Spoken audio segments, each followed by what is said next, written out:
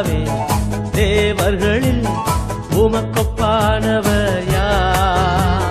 வானத்திலும் பூமியிலும் உமக்கொப்பானவர் யார்? கர்த்தாவே தேவர்களில் உமக்கொப்பானவர் யார்? வானத்திலும் பூமியிலும் உமக்கொப்பானவர் யார்? உமக்கொப்பானவர் யார்? உமக்கொப்பானவர் யார்? வானத்திலும் பூமியிலும் உமக்கொப்பானவர் யார்? வானத்திலும் பூமியிலும் உமக்கொப்பானவர் யார்?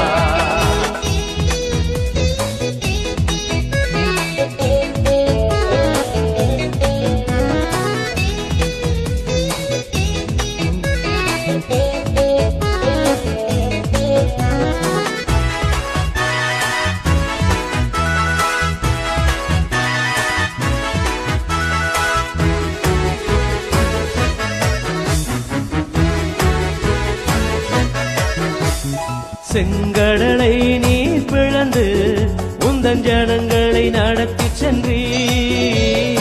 செங்கடலை நீர் பிளந்து உந்தன் ஜனங்களை நடத்தி சென்றீர். நீர் நல்லவர் சர்வ வல்லவர் என்றும் வாக்கு மாறாதவர். நீர் நல்லவர் சர்வ வல்லவர் என்றும் வாக்கு மாறாதவர். உமக்கொப்பானவர் யார்? உமக்கொப்பானவர் யார்? வானத்திலும் பூமியிலும் உமக்கொப்பானவர் யார்? வானத்திலும் பூமியிலும் உமக்கொப்பானவர் யார்? கர்த்தாவே தேவர்களில் உமக்கொப்பானவர் யார்? வானத்திலும் பூமியிலும் உமக்கொப்பானவர் யார்?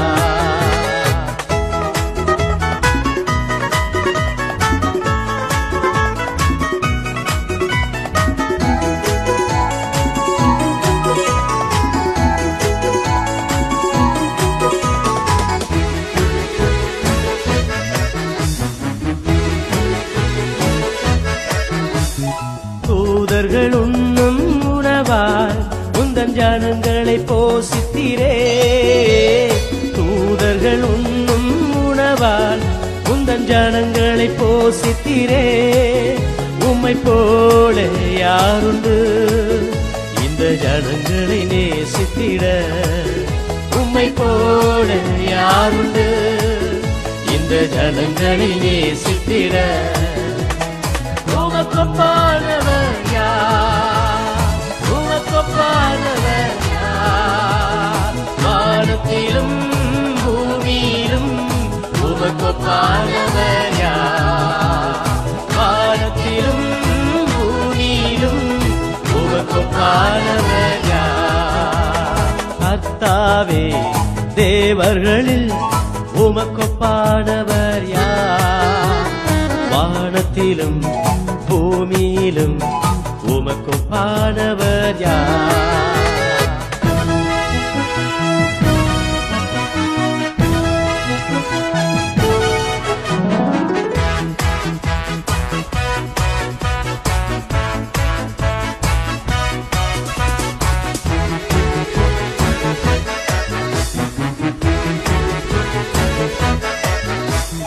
கண்மலையை நீர் பிளந்து உந்தன் ஜனங்களின் தாகம் தீர்த்தி. கண்மலையை நீர் பிளந்து உந்தன் ஜனங்களின் தாகம் தீர்த்தி. உம் நாமம் அதிசயம் இன்றும் அற்புதம் செய்திடுவே. உம் நாமம் அதிசயம் இன்றும் அற்புதம் செய்திடுவே. உமக்கொப்பானவர் யார்? உமக்கொப்பானவர் யார்? வானத்திலும் பூமியிலும் உமக்கொப்பானவர் யார்? வானத்திலும் பூமியிலும் உமக்கொப்பானவர் யார்? கர்த்தாவே தேவ உமக்கொப்பானவர் யார்? வானத்திலும் பூமியிலும் உமக்கொப்பானவர் யார்?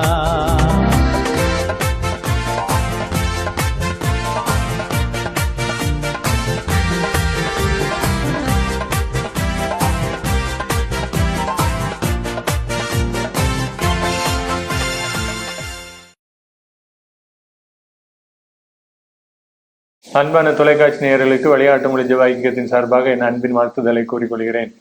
இந்த மகிழ்ச்சியின் நேர நிகழ்ச்சியின் மூலமாக உங்களை சந்திப்பதிலே மிக்க மகிழ்ச்சி அடைகிறேன். இந்த அருமையான இந்த நேரத்தில் உங்கள் மத்தியிலே ஒரு தேவ வார்த்தையை உங்களோடு கூட பகிர்ந்து கொள்ள விரும்புகிறேன். இந்த வார்த்தையின்படி கர்த்தர் நிச்சயமாய் உங்கள் வாழ்வில் பெரிய காரியங்களை அவர் செய்வார். இந்த வேளையை சற்று நீங்கள் என்னோடு கூட இந்த வேளையிலே என்னோடு கூட இணைந்து இந்த தேவ வார்த்தையை தியானிக்கும்படியாய் உங்கள் இருதயத்தையும் உங்கள் சிந்தையையும் ஒருமுகப்படுத்தும்படி அன்போடு கூட கேட்டுக்கொள்கிறேன்.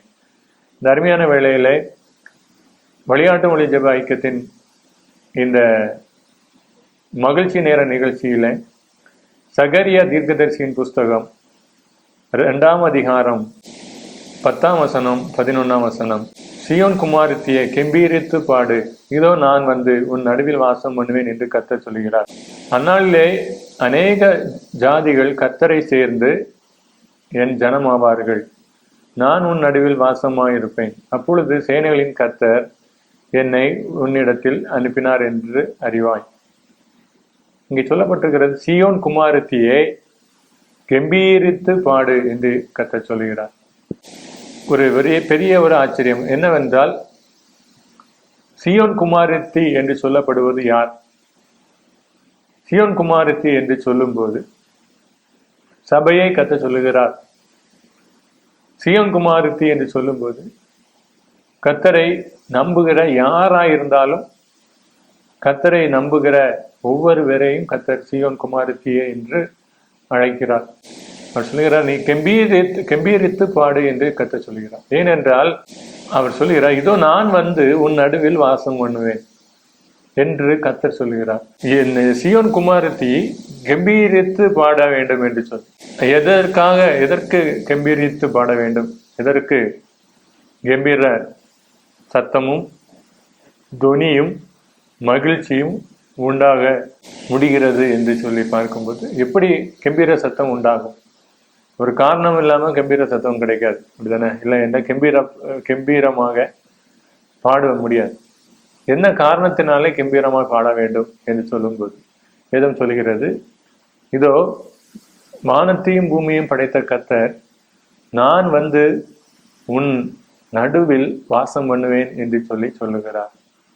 நான் வந்து உன் நடுவில் வாசம் பண்ணுவேன். கத்தாதி கத்தரும் வானாதி வானங்களை படைத்தவரும் சொல்லுகிறார், நான் உன் நடுவில் வந்து வாசம் பண்ணுவேன். நீங்க உங்களுடைய இல்லத்துல அவர் நடுவிலே நான் வந்து வாசம் பண்ணுகிறேன் என்று சொல்லுகிறார்.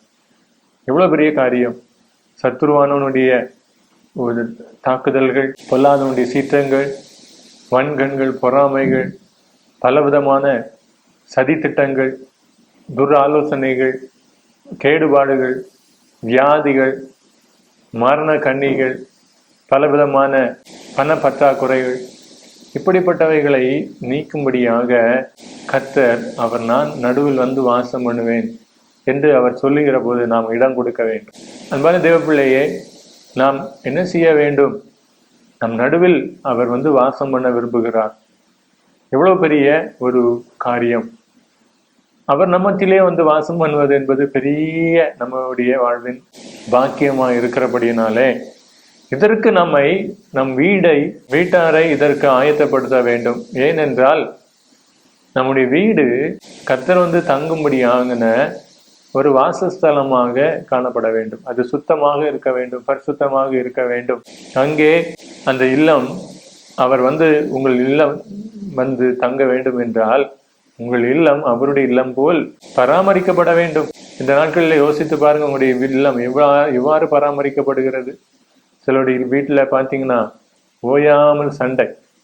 சிலருடைய வீடுகளில் பார்த்தீங்கன்னா எப்போ பார்த்தாலும் மற்றவங்களை குறை சொல்லிட்டு இருக்கிற நிலைமை. வீடாக இருந்து குறை சொல்லி பேசிக்கிட்டு இருப்பாங்க. சில வீடுகளில் எப்பொழுது பார்த்தாலும் சீரியல் சத்தமும் காரியம் தான் ஓடிட்டு இருக்கும். சில வீடுகளில் பார்த்தீங்கன்னா எப்போ பார்த்தாலும் எந்த ஒரு சூழ்நிலை, டைமிங், இந்த காலம், நேரம் எதுவுமே பார்க்க முடியாது. பார்த்தா எப்போ பார்த்தாலும் அந்த வீடு குப்பை கூடம் போல் இருக்கும். அப்படிப்பட்ட நிலையில கடவுள் வந்து நான் வந்து வாசம் பண்ணுகிறேன் என்று சொல்லுகிற அந்த இடமாய் அதை அவர் எப்படி தெரிந்து கொள்ள முடியும்? நாம் யோசித்து பார்க்க வேண்டும். நம்முடைய இல்லம் கர்த்தர் தங்கும் கூடாரமாக இருக்க வேண்டுமானால் அதை அருமையாக நாம் அதை முற்றிலுமாக பேணி காத்து நம்முடைய இல்லத்திலே அவர் வந்து வாசம் பண்ண தக்கதான நிலையை வைத்திருக்க வேண்டும். நாட்களிலே நாம் பார்க்கும்போது கர்த்தர் வந்து வாசம் பண்ணுகிறார் என்று சொல்லும்போது எவ்வளோ பெரிய மகிழ்ச்சி. நமக்கு ஒரு தெரிந்த ஒரு பொறுப்பில் இருக்கிற, அதாவது அரசாங்க துறையில், அரசியலில் ஒரு முக்கியமான ஒரு பொறுப்பில் இருக்கிற ஒரு நபரை தெரிந்து இருந்தால் எவ்வளோ பெரிய மகிழ்ச்சி. அதனாலே நான் அதை செய்வேன், இதை செய்வேன், அதை நான் எனக்கு சாதகமாய் கேட்டு எனக்கு நன்மைக்காக எனக்கு இந்த காரியத்தை செய்து தாருங்கள் என்று கேட்பேன் என்று மகிழ்ச்சி அடைகிற ஒரு நிலை. ஆனால் இது அதை விட அதிகமாய் வானத்தையும் பூமியை படைத்த கர்த்தர் நானே வந்து உன் நடுவிலே இருக்கிறேன் என்று சொல்லும்போது அதை நாம் எவ்வளவு மன மகிழ்ச்சியா எண்ணி அதை கொண்டாட வேண்டும். ஆகவே தான் கர்த்தர் சொல்கிறார், சீயோன் குமாரத்தியே நீ கம்பீரித்து பாடு. கர்த்தர் சொல்கிறார், இதோ அந்நாளில் அநேக ஜாதிகள் கர்த்தரை சேர்ந்து என் ஜனமாவார்கள். நான் உன் நடுவில் வாசமாயிருப்பேன். அப்பொழுது சேனைகளின் கர்த்தர் என்னை உன்னிடத்தில் அனுப்பினார் என்று அறிவான். இங்கே சொல்லுகிறார், அநேக ஜாதிகள் கர்த்தரை சேர்ந்து என் ஜனமாவார்கள்.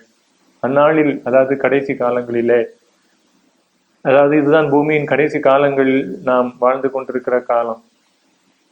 இன்னும் சில காலங்கள் என்று தான் சொல்லத்தக்கதாய் சில காலங்கள் தான் செல்லும் என்று சொல்லுகிற நிலைமையில் தான் இந்த உலகம் இருக்கிறது. நான் உன் நடுவில் வாசம் பண்ணுவேன் என்று சொல்லி கர்த்தர் சொல்லுகிறபடியே சொல்லுகிறார், அவை எல்லாரும் என்னுடைய ஜனமாய் இருக்கிறபடினாலே நான் வந்து உங்கள் நடுவில் வாசமாய் இருப்பேன் என்று சொல்கிறார். இன்றைய சூழ்நிலையை அறிந்து கொள்ளுங்கள். இயேசு வந்த வீட்டில் ஒரு பாடல் உண்டு, சந்தோஷம். இயேசு வந்த வீட்டிலே சமாதானம்.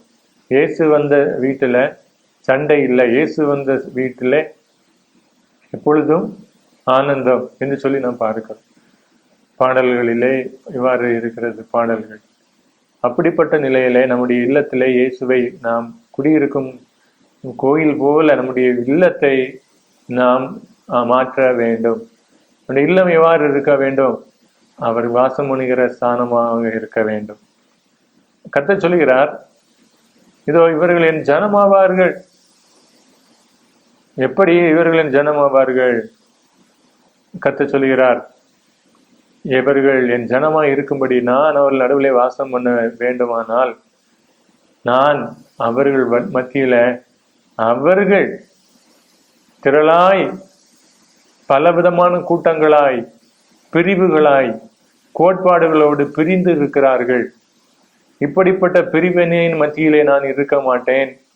ஆகவே இந்த அநேக ஜாதிகள் கர்த்தரை சேர்ந்து அதாவது ஒரே ஜனக்கூட்டமாய் மாறுகிறார்கள். இந்த ஒரே ஜனக்கூட்டத்தின் மத்தியிலே கர்த்தர் இருக்கிறார். நீங்க ஒரு குடும்பத்தை நீங்க எடுத்து பார்த்தீங்கன்னா, குடும்பத்துல தலைவர் சொன்னா குடும்ப தலைவி கேட்கறது இல்லை. இந்த நாட்கள்ல சில இடங்கள்ல உறவு முறைகளிலே பார்த்தால் அண்ணன் தம்பிமாரு அவர்களுக்குள்ளே ஐக்கியம் இல்லை. சொல்றதை கேட்க மாட்டேங்கிறாங்க, கீழ்ப்படிய மாட்டேங்கிறாங்க, ஏற்றுக்கொள்ள மாட்டேங்கிறாங்க. இவங்க அவங்க சொத்துக்காக கேட்கறாங்க, அவங்க இவங்க சொத்துக்காக கேட்கறாங்க. இது ரெண்டு பேருக்கும் விட்டு கொடுக்கிற குணம் இல்லை, மனம் இல்லை. தாயை கவனிப்பதற்கு ஆள் இல்லை, பெற்றோரை கவனிப்பதற்கு ஆள் இல்லை. இப்படிப்பட்ட ஒரு நிலையிலே பிரிந்து கிடக்கும் போது கர்த்தர் அங்கே நான் வந்து வாசம் பண்ணுவேன் என்று சொல்லவில்லை. ஒரே ஜனமாய் மாற வேண்டும். அப்பொழுது நான் வந்து உங்கள் நடுவில் வாசம் பண்ணுவேன் என்று கர்த்தர் சொல்லுகிறார். வேதத்திலே ஒரு சில காரியங்களை இதற்கு ஆதாரமாகவும் நான் வைக்க விரும்புகிறேன். முதலாவது நாம் பார்க்கும்போது யாத்ராகமத்திலே நாம் ஒரு சம்பவத்தை நாம் தியானிக்க போகிறோம். யாத்ராகமம் நாம் தியானிக்கும் போது மோசேயின் இடத்திலே கர்த்தர் ஒரு வார்த்தை சொல்லுகிறார். இந்த வார்த்தை என்னவென்று நாம் பார்க்கும்போது அவர் சொல்கிறார், நான் மோசையோடு இருந்தது போல உன்னோடு இருப்பேன் என்று சொன்ன கர்த்தர் இங்கே சொல்லுகிறார், இதோ என் சமூகம் உனக்கு முன்பதாக செல்லும் என்று கர்த்தர் சொல்கிறார். என் சமூகம் உனக்கு முன்பாய் செல்லும், நான் உனக்கு முன்பதாய் சென்று உனக்கு இளைப்பாறுதலை தருவேன் என்று கர்த்தர் சொல்கிறார். வேதத்தில் அந்த வசனத்தை நான் வாசிக்கிறேன். வேதத்தில் நாம் யாத்ராகமம் 23ஆம் அதிகாரம் நாம் வாசிக்கும் போது கர்த்தருடைய வார்த்தை சொல்கிறது. அதனுடைய 20ஆம் வசனத்தை வாசிக்கிறேன். வழியிலே உன்னை காக்கிறதற்கும் நான் ஆயத்தம் பண்ணின ஸ்தானத்துக்கு உன்னை கொண்டு போய் சேர்க்கிறதற்கும் இதோ நான் ஒரு தூதனை உனக்கு முன்னே அனுப்புகிறேன் என்று கர்த்தர் சொல்கிறார். யாத்ராகமம் 20, நான் உனக்கு சொன்னபடி செய்ய உன்னை நடத்தி செல்ல, உன்னை நான் செல்ல வேண்டிய இடத்திற்கு கொட்டி கொண்டு சேர்த்து விடும்படி இதோ என் தூதனை நான் உனக்கு முன்பாக அனுப்புகிறேன் என்று கர்த்தர் சொல்கிறார். இந்த வார்த்தையினுடைய ஒரு விசேஷம் என்னவென்றால், கர்த்தர் நம்மை ஒரு பாதையில் நடத்தி கொண்டிருக்கிறார் என்பதை நாம் அறிய வேண்டும். ஒரு பாதையின் வழியாய் நம்மை நடத்தி கொண்டிருக்கிறார். அந்த பாதையானது எதற்கு நம்மை வழி நடத்துகிறது, எந்த இடத்தில் கொண்டு போய் சேர்க்கும்படியாய் அதை கர்த்தர் நிர்ணயம் பண்ணியிருக்கிறாரோ அந்த பாதையிலே நம்மை கொண்டு சேர்க்கும்படியாய் நடத்தி கொண்டிருக்கிறார். ஆகவே அந்த பாதையிலே அவர் நடத்தி கொண்டு சேர்க்கும்படி அவர் நாம் சென்று சேர வேண்டிய இடத்திலே கொண்டு நம்மை சேர்க்கத்தக்கதாக அவர் சொல்கிறார்.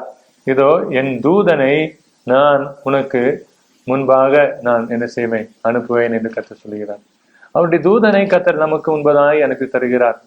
இதை யோசிச்சு பாருங்க, எவ்வளவு பெரிய ஆச்சரியமான காரியம். ஏனென்றால் ஒரு தூதன் என்று சொல்லும் போது அது பல ஆயிரக்கணக்கான பிசாசுகள், இல்லை இந்த சாத்தான்கள், இல்லை என்றால் குட்டி சாத்தான்கள் என்று சொல்லப்படுகிறவைகளுக்கு இணையாகவும் எதிர்த்து நிற்க அவைகளை துரத்தி அடிப்பதற்கு ஒரு தூதன் போதும். அப்படிப்பட்ட நிலையில தூதனை அவர் அனுப்புகிறேன் என்று சொல்கிறார். இந்த நாட்களில நமக்கு ஒரு பெரிய பிரச்சனை, நமக்கு வாழ்க்கையில என்னவென்று பார்த்தால் பிரச்சனை தான் பெரிய சாத்தான் மாதிரி இருக்கு. அந்த பிரச்சனைகளை பார்த்து பார்த்து நமக்கு என்ன செய்ய என்று தெரியவில்லை. இதுதான் அநேகருடைய நிலை. அந்த பிரச்சனை எப்படி இருக்கிறது என்று சொல்லி பார்க்கும்போது எந்தெந்த பிரச்சனை எந்தெந்த ரூபத்தில் எந்தெந்த விதங்களிலே என்று அதை பட்டியலிட்டு சொல்லுகிற நிலைமை. தேவப்பிள்ளை யோசித்து பாருங்க, இந்த இப்படிப்பட்ட நிலையில மனபாரம், மனக்கவலை, பலவிதமான ஒரு சோர்வு, அதனால பிரஷர், சுகர், அல்சர், இப்படிப்பட்ட காரியங்கள் எல்லாம் வந்து நிறைய பேர் கஷ்டப்படுறாங்க. இதற்கு அவசியம் இல்லை. கர்த்தருடைய வார்த்தை சொல்லுகிறது, இந்த இப்படிப்பட்ட சூழ்நிலையில இந்த சாத்தான்களை, இந்த பிசாசுகளை எல்லாம் துரத்துவதற்கு ஒரு தூதன் போதும்.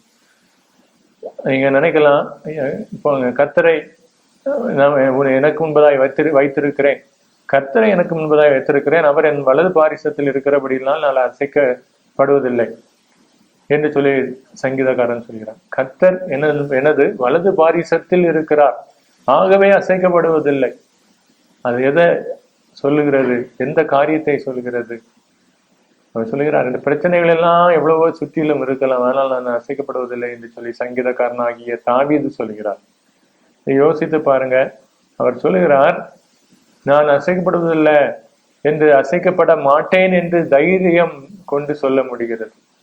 ஏனென்றால் அவருடைய வார்த்தை சொல்லுகிறது, இந்த பிசாசுகளை துரத்துகிறதற்கு அவர் கூட இருந்தால் போதும். நமக்கு ஒரு விசேஷமான தேவனுடைய கிருபை கிடைக்க வேண்டும். அவருடைய தூதன் அவ்வாறு இருக்கிறார். சிலர் நினைப்பாங்க, ஐயோ ஆண்டவருக்கு எதிரானது யாருன்னு என்று கேட்டா, கர்த்தருக்கு எதிரான நபர் யார் என்று கேட்டா நீங்க உடனே சொல்லுவீங்க சாத்தான். கர்த்தருக்கு எதிராக சாத்தான் வர முடியாது. ஏனென்றால் கர்த்தர் சாத்தான் அவரால் படைக்கப்பட்ட ஒரு மனிதன், இல்லை என்றால் ஒரு சிருஷ்டி, மனிதன் அல்ல சிருஷ்டி. இந்த சாத்தான் கடவுளால் படைக்கப்பட்டவன் தான். இந்த சாத்தானை கர்த்தர் மேற்கொள்கிறார். வருங்காலத்திலே இனி உலகத்தில் சம்பவிக்க போகிறது என்னவென்றால், இயேசு கிறிஸ்து வரப்போகிறார், மீண்டும் இயேசு வரப்போகிறார். எப்படி வருவார் என்று அநேகர் கேட்கும் போது, இயேசு எப்படி உயிரோடு எடுத்துக்கொள்ளப்பட்டாரோ அப்படியே அவர் மறுபடியும் வரப்போகிறார். அது எப்படி நீங்க சொல்லலாம் அவர் வருவார் என்று எதை வைத்து சொல்லுகிறீர்கள் என்று சொல்லி நீங்க கேட்கும் போது, இயேசு சொன்னார், நான் வருவதற்கு முன்பதாக உலகத்தில் சம்பவிக்க போகிறவைகளை நான் சொல்கிறேன் என்று அவர் சொல்லிக் கொடுத்த எல்லா அடையாளங்களும் நிறைவேறி கொண்டிருக்கிறது. உதாரணமாக சொன்ன, ஜனத்துக்கு விரோதமாய் ஜனம், ராஜ்யத்திற்கு விரோதமாய் ராஜ்யம் எழும்பும் என்று சொல்லி வேதத்திலே நாம் பார்க்கும்போது யுத்தங்களின் செய்தியை கேட்பீர்கள், பூமி அதிர்ச்சி உண்டாகும், நிலநடுக்கங்கள் உண்டாகும். அது மட்டுமல்ல, பலவிதமான கொள்ளை நோய்கள் பரவும். பூமியின் ஒரு முனை துவங்கி மறுமுனை மட்டும் அறிவு பெருத்து போயிருக்கும். ஜனங்கள் அறிவில் தேர்ச்சி பெற்றிருப்பார்கள். அது மட்டுமல்ல, கர்த்தருடைய வார்த்தை சொல்கிறது, பலவிதமான ஆபத்துகள், வியாதிகள், கொள்ளை நோய்கள் என்று பரவி தொடர்ந்து வருகிறது நிமித்தமாக ஜனங்களுடைய இருதயம் சோர்ந்து போய்விடும். யோசித்து பாருங்க, கொரோனான்னு சொன்னாங்க, கொரோனா 1, கொரோனா 2, கொரோனா 3, அதுக்காக இன்ஜெக்ஷன் எல்லாம் போட்டாங்க. அடுத்த விதமான காய்ச்சல், அடுத்த விதமான காய்ச்சல் என்று பல விதமான காய்ச்சல்கள். இப்பொழுது எத்தனை விதமான காய்ச்சல்கள் இருக்கிறது என்று பட்டியலிட முடியாது. அந்த அளவிற்கு காய்ச்சலின் வகைகள் பெருகி கொண்டே இருக்கிறது. பலவிதமான மர்ம காய்ச்சல்கள் என்று சொல்லுகிற நிலைமை. வேதம் சொல்கிறது, இப்படிதான் அவருடைய வருகையின் போது, வருகைக்கு முன்பதாக, இயேசு கிறிஸ்து வருகிறதற்கு முன்பதாக பலவிதமான வியாதிகளின் நிமித்தமாக, ஒவ்வொரு வியாதிகளும் புதியதாய் வருகிறது நிமித்தமாக ஜனங்களுடைய இருதயம் இப்படி ஒவ்வொரு காரியங்களுக்கும் அச்சப்பட்டு, ஐயோ என்ன செய்ய, இதை எப்படி சரி பண்ண என்று சொல்லி ஓடி ஓடி ஓடி பிரயாசப்பட்டு அதற்கு ஆயத்தப்பட்டு சோர்ந்து போய்விடும் என்று சொல்லி கர்த்தருடைய வார்த்தை சொல்கிறது.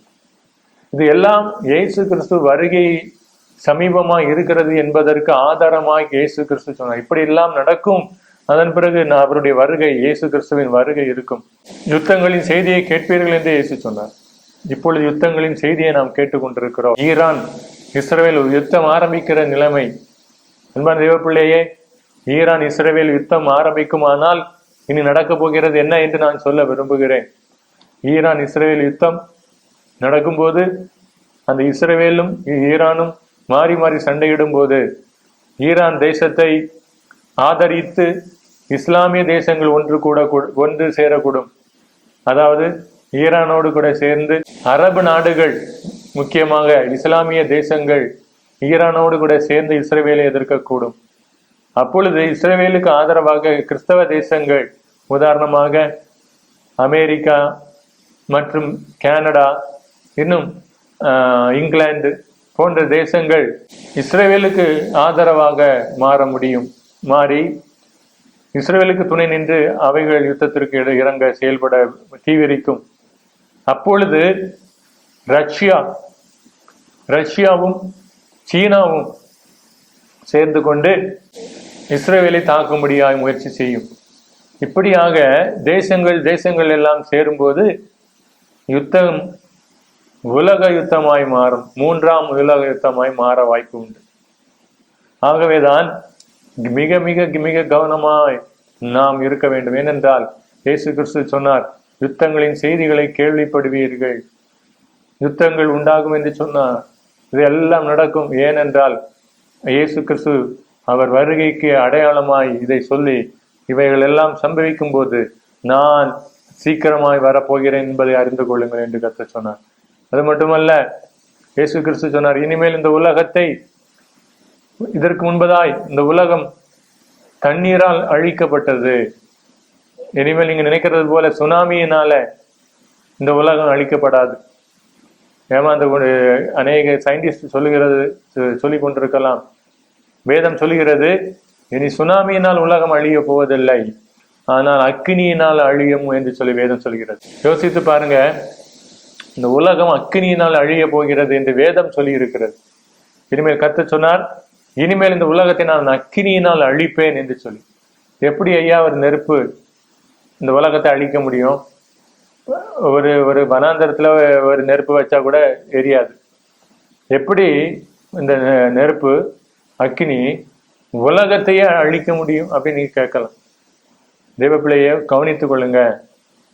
இப்பொழுது இந்த உலகத்தில் இருக்கிற அணுகுண்டுகள், நாம் வாழ்ந்து கொண்டிருக்கிற இந்த காலத்திலே உலகத்தில் இருக்கிற அணுகுண்டுகள் வெடித்தால் 600 உலகத்தை, இப்பொழுது இருக்கிற 600 பூமியை அழித்து விட முடியும். நமக்கு ஒரு பூமி தான் இருக்கு. இந்த ஒரு பூமியை அழிப்பதற்கு மட்டும் இல்ல, இதே போல 600 பூமி இருந்தா கூட 600 பூமியை அழிப்பதற்கு வெறும் அணுகுண்டுகள் மட்டும் போதும். பாருங்க, ஒரு சாம்பல் கூட இல்லாம இந்த பூமியை அழிக்கப்பட்டு விடும் இப்போ இருக்கிற இந்த அணுகுண்டுகளின் மூலமாக. இந்த அணுகுண்டுகள் தவிர்த்து ஏவுகணைகள் இருக்கிறது. அது மட்டுமல்ல, ஹைட்ரஜன் குண்டு இருக்கிறது. ஹைட்ரஜன் குண்டு அணுகுண்டுகளை விட பல மடங்கு சக்தி வாய்ந்தது. அது மட்டுமல்ல, பல வகையான குண்டுகள் மற்றும் காரியங்கள் இதை தவிர்த்து இன்னும் இருக்கிறது. அதையெல்லாம் பயன்படுத்தாமல் இருந்தால் கூட இந்த வெறும் இந்த அணுகுண்டுகள் மூலமாக 600 பூமியை அழிக்க முடியும் என்று சொல்லுகிற நிலைமை நமக்கு இந்த வாழ்கிற இந்த காலகட்டத்தில் இருக்கிறது என்பதை மறந்து போக வேண்டாம். எதாகிலும் ஒரு சந்தர்ப்பத்திலே வடகொரியா அணுகுண்டு வைத்திருக்கிறது என்று சொல்லப்படுகிறது. ஒரு குண்டத்துக்கு போட்டாச்சுன போதும் உலக யுத்தம் ஆகி விட வாய்ப்பு உண்டு. ஆகவே நாம் கவனிக்க வேண்டும். இந்த யுத்தங்கள் நடைபெறும் நிலையிலே இந்த யுத்தத்தின் அகோரம் உலகத்தை அழிப்பதற்கு முன்பதாக இயேசு கிறிஸ்து அவர் சொல்கிறார், நான் என் ஜனத்தை என்னோடு சேர்த்து கொள்ளும்படி நான் பூமி அழிக்கப்படுவதற்கு முன்பதாய் நான் வந்து உங்களை என்னோடு சேர்த்து கொள்ளுவேன். அதன் பிறகு இந்த யுத்தத்தில் இந்த பூமி அழியும் என்று சொல்லி கர்த்தருடைய வார்த்தை சொல்கிறது. இந்த யுத்தத்திற்கு முன்பதாகி தப்பும்படியா என்ன செய்யலாம்? நீங்க சொல்லலாம், நல்ல அண்டர் கிரவுண்ட்ல நம்ம சதாம் ஹுசைன் இருந்தது மாதிரி அழகாக செட் பண்ணி உள்ள இருந்துடலாமா அப்படின்னு சொல்லி. இல்லை இல்லைன்னா நம்ம எல்டிடி பிரபாகரன் ரகசிய அறை பதுங்கு குழி வைத்திருந்தது போல வைத்திருக்க முடியுமா என்று முடியாது. ஏனென்றால் இந்த அணுகுண்டுகளுடைய தாக்கம் அப்படி இருக்கும். இயேசு கிறிஸ்து ஆகவேதான் சொன்னார், எதற்கு அவர் வர வேண்டும்? அதற்காக சொன்னார், என்னை நம்புகிற என் பிள்ளைகளை நான் இந்த அழிவுக்கு முன்பதாய் நான் வந்து அவர்களை என்னோடு கூட சேர்த்து கொள்ளுவேன், வந்து அழைத்து என்னோடு கூட சேர்த்துக் கொள்வேன். அதன் பிறகு இந்த பூமியில அந்த யுத்தங்கள் நடைபெறும். அப்பொழுது இந்த பூமியானது ஒன்றுக்கும் உதவாதபடி அழித்து போடப்பட்டிருக்கும்.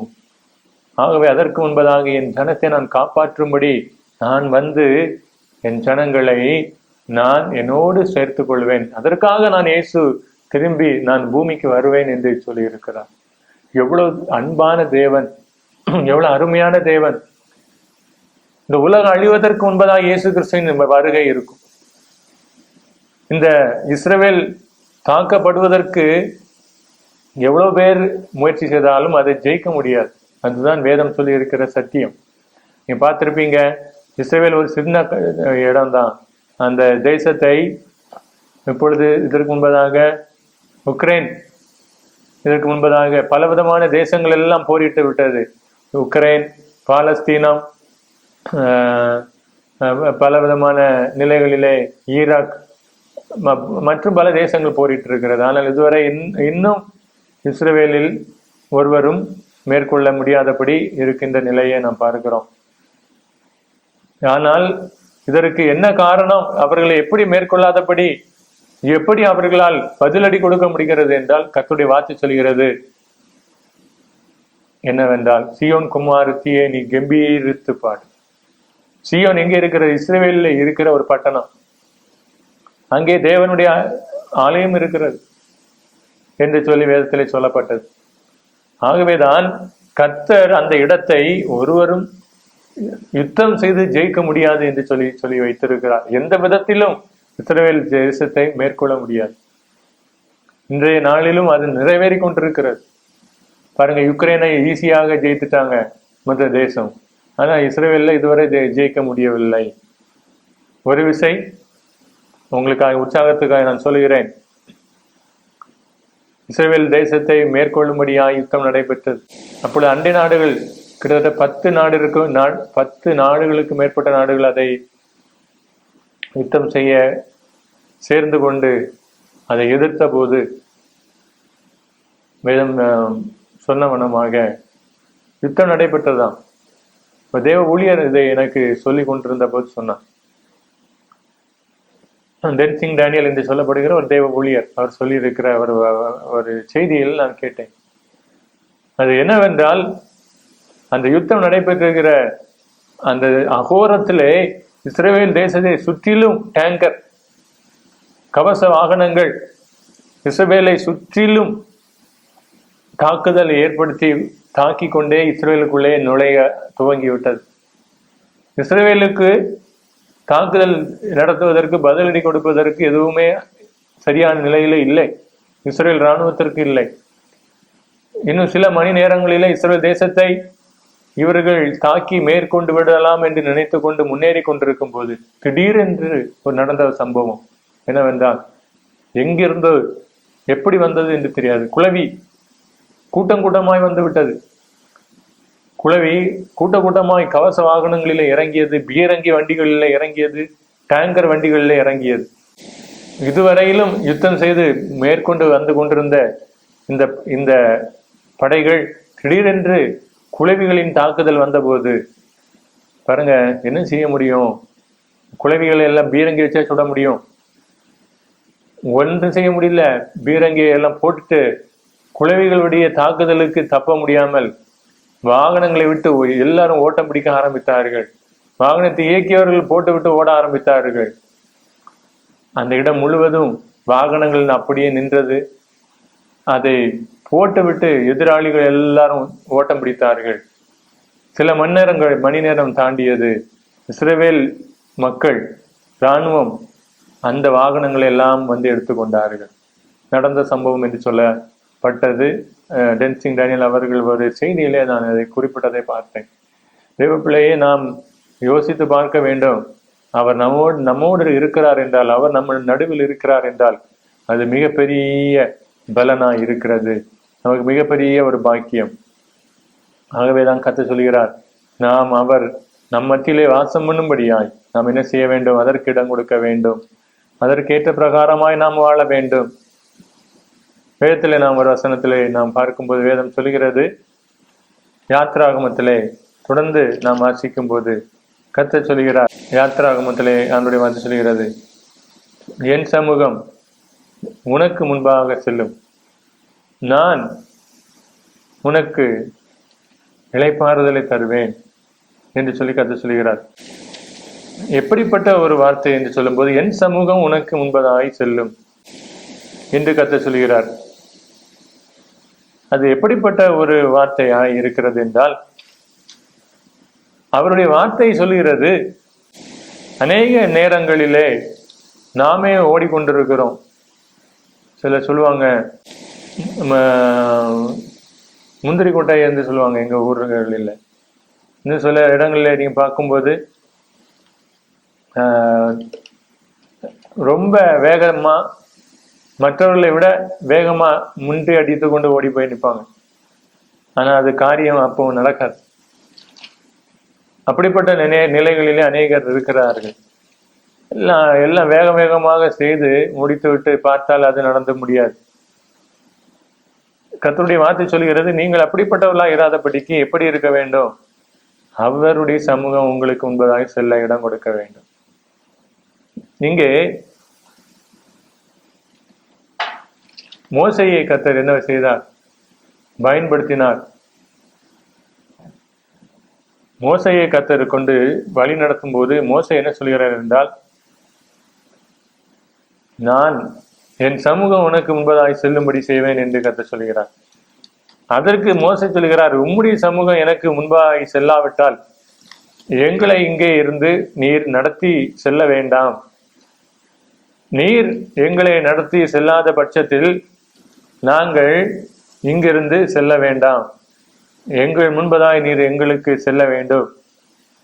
அப்பொழுது நீர் எங்கள் முன்பதாய் சென்றால் மட்டுமே எங்களை இந்த இடத்தில் இருந்து நடத்தி கொண்டு செல்லும் ஆண்டவரே, நாங்கள் செல்கிற பாதையில தொடர்ந்து செல்ல எங்களுக்கு உதவி செய்யும் என்று சொல்லி இவர் கேட்ட போது மோசேக்கு கர்த்தர், அதன்படியே என் சமூகம் உனக்கு முன்பதாய் செல்லும், நான் உனக்கு முன்பதாய் சென்று இளைப்பாறுதலை தருவேன் என்று சொல்லி கர்த்தர் சொன்னார். அன்பார்ந்த பிள்ளையே, அந்த வார்த்தை சொல்கிறது, நான் உனக்கு முன்பதாய் சென்று இளைப்பாறுதலை தருவேன். இந்த வார்த்தை தான் நமக்கு இது கர்த்தர் தருகிற வார்த்தை. என்னவென்றால், அவர் நமக்கு முன்பதாய் செல்லும் போது அவர் காரியங்களை வாய்க்க பண்ணி தருகிறார். அவர் காரியங்களை செவ்வைய நன்மையா நிறைவேற்றி முடிக்கிறார். அவர் காரியங்களை வாய்க்க பண்ணி தரவும் அவரால் முடியும். ஆகவேதான் நாம் முன் செல்வது பெரிய காரியம் அல்ல, நமக்கு முன்பதாய் கர்த்தர் செல்ல வேண்டும். அப்பொழுது அவர் காரியங்களை அவர் வாய்க்க பண்ணி தருகிறார். எல்லா விதமான சூழ்நிலையும் மாறி பாதகமான நிலைகள் எல்லாம் நீங்கி அவர் காரியங்களை வாய்க்க பண்ணி தருவார். அவனுடைய வார்த்தை சொல்கிறது, கீர்த்தியனாகிய ஓபேதேதம் அவனுடைய இல்லத்திலே கர்த்தருடைய பெட்டி வந்து அமர்ந்தது. அங்கே கர்த்தருடைய பெட்டியை கொண்டு வந்து வைத்தார்கள். அப்பொழுது கர்த்தருடைய பெட்டி அங்கே இருந்த 3 மாத காலம் முழுவதும் கர்த்தர் கீர்த்தியனாகிய ஓபேதேதமையும் அவனுடைய வீட்டாரையும் ஆசீர்வதித்தார் என்று வேதம் சொல்கிறது.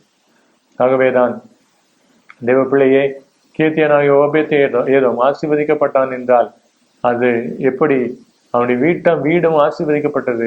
எப்படி என்றால் அவனுடைய வீட்டிலே கர்த்தருடைய பெட்டி வந்தபோது, கர்த்தருடைய பெட்டி என்று சொல்லும்போது கர்த்தருடைய பிரசன்னம், கர்த்தருடைய சமூகம் அந்த இல்லத்திலே வந்தபோது அவன் 3 மாதத்திலே ஆசீர்வதிக்கப்பட்டான். இன்றைக்கும் தேவப்பிள்ளையை உங்களுடைய ஆசீர்வாதத்து கர்த்தர் உங்கள் வாழ்வில் வந்து தங்க வாசம் பண்ண இடம் கொடுங்கள். கர்த்தர் உங்களை ஆசீர்வதிப்பாராங்க. ஆமேன். ஜெபிப்போமா. அன்பின் பரலோக பிதாவே, உம்மை நோக்கி வேண்டுகிறோம், ஜெபிக்கிறோம். நல்லவரே, நன்மை செய்கிறவரே, நீர் அற்புதம் செய்து வழி நடத்தும். உன்னுடைய வார்த்தையின்படியே நான் உன் நடுவில் வந்து வாசம் பண்ணுவேன் என்று சொல்லியிருக்கிறேன். என் சமூகம் உனக்கு முன்பதாய் செல்லும் என்று சொல்லி இருக்கிறேன். ஆண்டவரே, மத்திய 1ஆம் அதிகாரத்தில் 31ஆம் வசனத்திலே சொல்லப்பட்டிருக்கிறபடி ஆண்டவரே, இதோ நீர் இம்மானுவேல் என்று சொல்லி உம்மை குறித்து சொல்லியிருக்கிறேன். இம்மானுவேல் என்றால் தேவன் நம்மோடு இருக்கிறார் என்று அர்த்தமாம் என்று சொல்லி வேதம் சொல்கிறதப்பா. நீர் எங்களோடு இருக்கிறவராய் இருக்கிறீர். நன்றி. எங்களை தீமைகளுக்கு, ஆபத்துகளுக்கு, வியாதிகளுக்கு, பொல்லாங்குகளுக்கு விலக்கி காத்து தேவைகள் எல்லாம் சந்தித்து குறைகள் எல்லாம் நிறைவாக்கி ஒவ்வொரு பேரையும் இவ்வாறே நீர் ஆசீர்வதித்து நடத்த வேண்டுகிறோம். நம்முடைய பிள்ளைகளுக்கு விரோதமான ஆயுதங்கள் வாய்க்காமல் போகட்டும். பலப்படுத்தி பாதுகாத்துக் கொள்ளும். நல்ல சுகம்பலம் தாரும். படிக்கிறவர்களுக்கு வேண்டிய ஞானம் நன்மைகளை தாரும். ஆண்டவரை வேலை செய்கிறவர்களுக்கு, தொழில் செய்கிறவர்களுக்கு, பிசினஸ் ரன் பண்ணுகிறவர்களுக்கு ஆண்டவரே ஆசீர்வாதங்களை கட்டளையிடும். தொடர்ந்து ஒவ்வொரு பேருக்கும், சிறு குழந்தைகள் முதல் பெரியவர்கள் வரை ஆசீர்வாதமும் பாதுகாப்பும் தங்கும்படியாய் ஜெபிக்கிறோம். கர்த்தருடைய பாதுகாப்பு நிறைந்திருக்கட்டும். ஆண்டவரே, விசேஷமாய் யாரேனும் ஆண்டவரே இந்த காரியத்துக்காய் எனக்காய் ஜெபிக்க வேண்டுமே என்று அங்கலாய்க்கிறவர்கள் உண்டானால் கர்த்தர் இந்த அங்கலாய்ப்பை கண்டு மனம் இறங்கி அற்புதம் செய்யும்படியாய் ஜெபிக்கிறேன். இங்கு நாம் மகிமைப்படட்டும். துதிக்கான மகிமை மக்கை தருகிறேன். கர்த்தர் அப்படி செய்கிறபடினால் நன்றி. இரட்சகர் இயேசு கிறிஸ்துவின் நாமத்தில் வேண்டிக் கொள்கிற நல்ல பிதாவே, ஆமேன். என் ஆத்மாவே கர்த்தரை ஸ்தோத்திரி, முழுவதுமே பரிசுத்த நாமத்தை ஸ்தோத்திரி. ஆத்மாவே கர்த்தரை ஸ்தோத்திரி, கர்த்தர் செய்த சகல உபகாரங்களை மறவாதே. ஆமேன். இந்த நிகழ்ச்சியை பார்த்தீர்கள். உங்களுக்காக ஜெபிக்க வேண்டுமானால் எங்களை நீங்கள் தொடர்பு கொள்ளலாம். விசேஷமாக விளையாட்டு மொழி ஜெபிக்கிறதுக்காகவும் நீங்கள் தொடர்ந்து ஜெபித்துக் கொள்ளும்படி அன்போடு கூட கேட்டுக்கொள்கிறேன். நீங்கள் தொடர்ந்து இந்த நிகழ்ச்சியை பார்த்து ஆசீர்வதிக்கப்பட உங்களை வாழ்த்துகிறோம். சந்தோஷம் பொங்குதே, சந்தோஷம் பொங்குதே, சந்தோஷம். வழிகாட்டும் ஒளி ஜெப ஐக்கியம் வழங்கும் மகிழ்ச்சியின் நேரம். தேவ செய்தி சகோ பிரேயர் எஸ் டேனியல். இடம் 49 கிறிஸ்து நகர், வெட்டூர் நிமிடம் அஞ்சல், நாகர்கோவில், கன்னியாகுமரி டிஸ்ட்ரிக்ட். தொடர்புக்கு 0452292649. செல் 9894777649. Email prayersing.daniel@gmail.com.